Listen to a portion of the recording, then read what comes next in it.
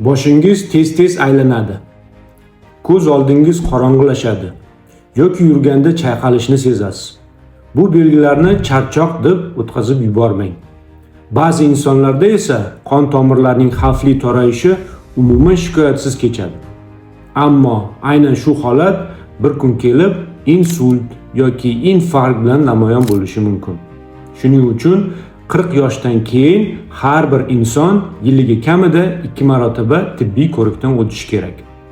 Toshkent davlat tibbiyot universitetining Angi nevrologiya jarrohlik markazida zamonaviy ultratovush, kompyuter tomografiya va MRT angiografiya kabi diagnostik tezkor usullari asosida qon tomirlar holati aniq baholanadi.